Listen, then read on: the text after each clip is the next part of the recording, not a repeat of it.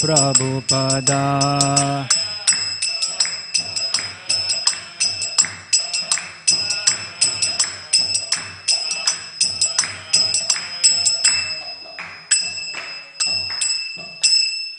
Jai Om Vishnupad Paramahamsa Parivrajikacharya Shri Shri Srimad His Divine Grace Abhay Sharnaravind Bhaktivedanta Swami Srila Prabhupada Ki Jai.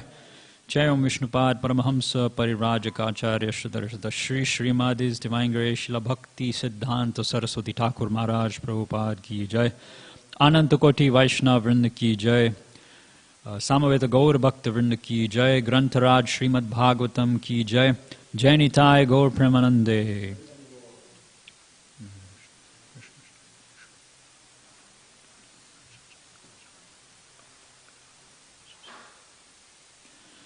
Om Namo Bhagavate Vasudevaya.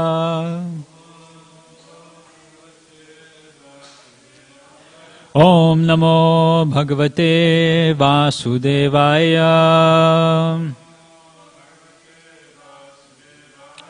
Om Namo Bhagavate Vasudevaya.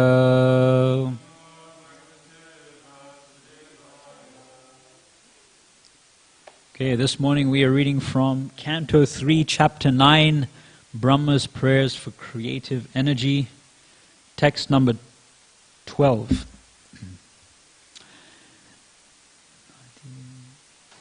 Nati prasidati tatopachitopachareir.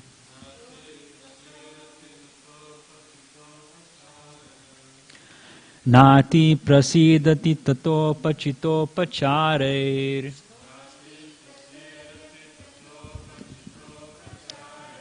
Aradita suraganeir hridi baddha kamahi.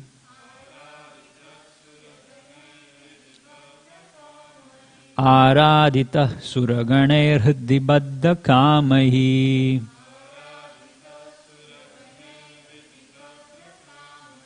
Yat sarva bhuta dayaya sadalabhya yaiko.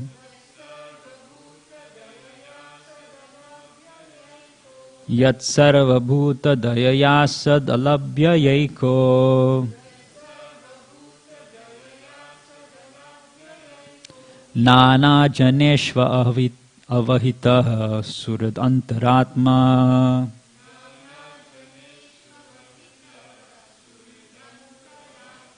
Nana janeshva avitah surad antaratma.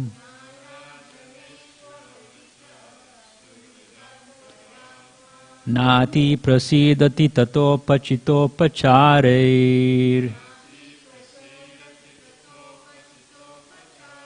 Aradita suraganeir hridi baddha kamahi.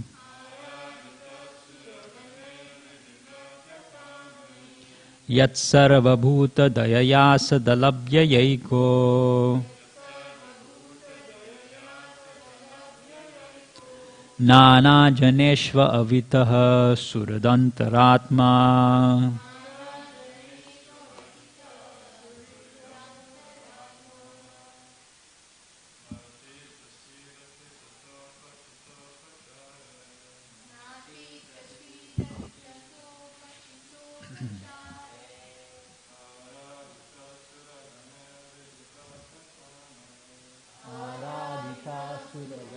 Hridi baddha kamahi. Yat sarva bhuta dayaya sadalabhya yaiko.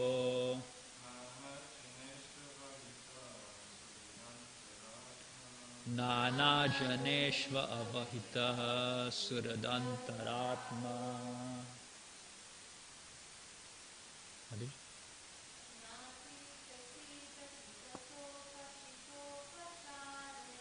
Nati prasidati tatopachitopachareir.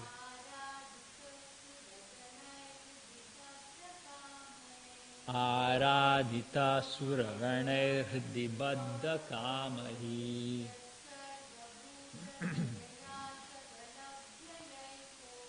Yat sarva bhuta dayaya sadalabhya yaiko.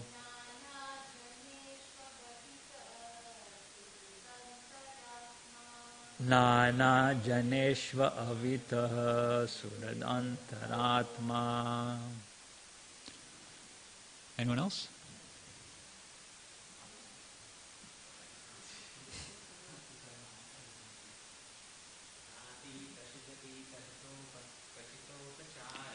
Nati prasidati tato pachito pachareir. Aradhita suraganer hridibadda kamahi. Yat sarva bhuta dayaya sadalabhya yaiko.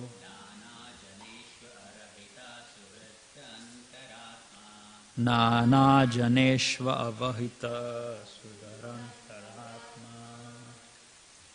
Translation and purport by His Divine Grace A.C. Bhaktivedanta Swami Srila Prabhupada Ki Jai. Translation. My Lord, you are not very much satisfied by the worship of the demigods, who arrange for your worship very pompously with various paraphernalia, but who are full of material hankerings. You are situated in everyone's heart as the Supersoul, just to show your causeless mercy, and you are the eternal well-wisher, but you are unavailable for the non-devotee. So the purport is a little long, so please listen attentively. Purport: the demigods in the celestial heavenly planets, who are appointed administrators of the material affairs, are also devotees of the Lord. But at the same time, they have desires for material opulence and sense gratification. The Lord is so kind that He awards them all sorts of material happiness, more than they can desire. But He is not satisfied with them because they are not pure devotees. The Lord does not want any one of His innumerable sons, the living entities, to remain in the material world of threefold miseries, to perpetually suffer the material pangs of birth, death, old age, and disease. The demigods in the heavenly planets and many devotees on this planet also want to remain in the material world as devotees of the Lord and take advantage of material happiness. They do so at a risk of falling down to the lower status of existence, and this makes the Lord dissatisfied with them. So recently I came across Srila Prabhupada. He was asked by his devotees after one of his really wonderful disciples, you may know Jayananda Thakur, Jayananda Prabhu, when he passed away. So because he was the devotee that helped Srila Prabhupada build the Rath Yatra carts initially. So we place a portrait of Jayananda on all the Rath Yatra carts all around the world in ISKCON. So unfortunately, he passed away from this world while Srila Prabhupada was still here.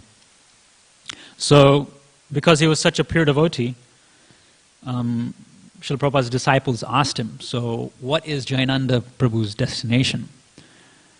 And Srila Prabhupada, to teach us an example, he told his devotees and us that if Jayananda had any tinge of material desires, he would have ascended to the heavenly planets to enjoy. And then from there, he can continue on with his devotional progress. However, if Jayananda Thakur had practiced his bhakti in this earth planet selflessly for the complete satisfaction of Krishna, then he would have reached Golok Vrindavan. So that is a lesson to us. If someone as qualified as Jayananda Prabhu, Srila Prabhupada is saying that. Of course, Srila Prabhupada is saying that to teach us a lesson.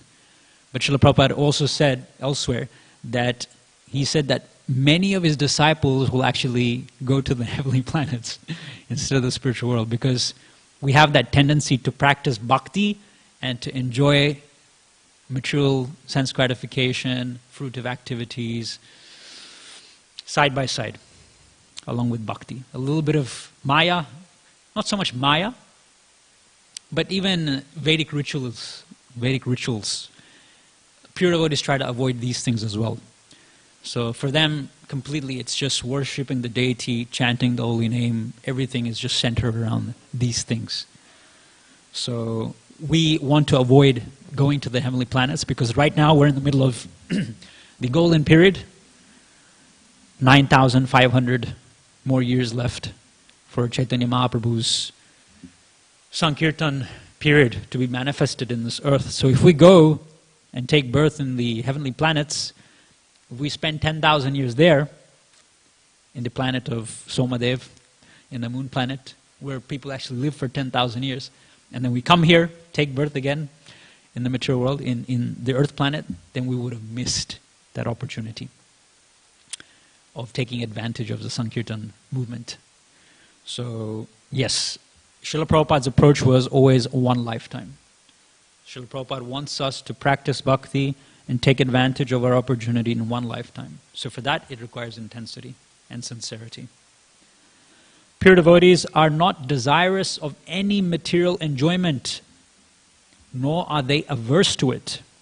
They completely dovetail their desires with the desires of the Lord and perform nothing on their personal account. Arjuna is a good example. On his own sentiment, due to family affection, Arjuna did not want to fight. But finally, after hearing Srimad Bhagavad Gita, he agreed to fight in the interests of the Lord. Therefore, the Lord is very much satisfied with pure devotees because they do not act for sense gratification, but only in terms of the Lord's desire. As Paramatma or Supersoul, he is situated in everyone's heart, always giving everyone the chance of good counsel. Thus, everyone should take the opportunity and render transcendental loving service to him wholly and solely. The non-devotees, however, are neither like the demigods nor like the pure devotees, but are averse to the transcendental relationship with the Lord. They have revolted against the Lord and must perpetually undergo the reactions of their own activities. Bhagavad Gita 4.11 states, Ye yata mam prapadyante tam stateva bhajamyaham. Although the Lord is equally kind to every living being, the living being for their own part are able to please the Lord to either a greater or lesser extent. The demigods are called sakam devotees, or devotees with material desires in mind, while the pure devotees are called nishkam devotees because they have no desires for their personal interests. The sakam devotees are self-interested because they do not think of others, and therefore they are not able to satisfy the Lord perfectly. Whereas the pure devotees take the missionary responsibility of turning non-devotees into devotees, and they are therefore able to satisfy the Lord more than the demigods. The Lord is unmindful of the non-devotees, although he is sitting within everyone's heart as well-wisher and supersoul. However, he also gives them the chance to receive his mercy through his pure devotees who are engaged in missionary activities. Sometimes the Lord himself descends for missionary activities, as he did in the form of Lord Chaitanya, but mostly he sends his bona fide representatives, and thus he shows his causeless mercy towards the non-devotees. The Lord is so satisfied with his pure devotees that he wants to give them credit for missionary success, although he could do the work personally. And Srila Prabhupada mentions when he was asked by some of his disciples, Bhaktivinoda Thakur, our acharyas, they're so empowered. Why is it that they did not spread Krishna consciousness outside the borders of India? Of course, Srila Bhaktisiddhanta Saraswati Thakur did. He made a start. Srila Bhaktivinoda Thakur also did. He did publish the life and precepts of Lord Chaitanya. And that went to, I think, McGill University or something in Canada. So his books did travel, but of course he did not himself physically travel and did not make devotees. So Srila Prabhupada very gracefully said, Srila Bhaktivinoda Thakur left that opportunity for me.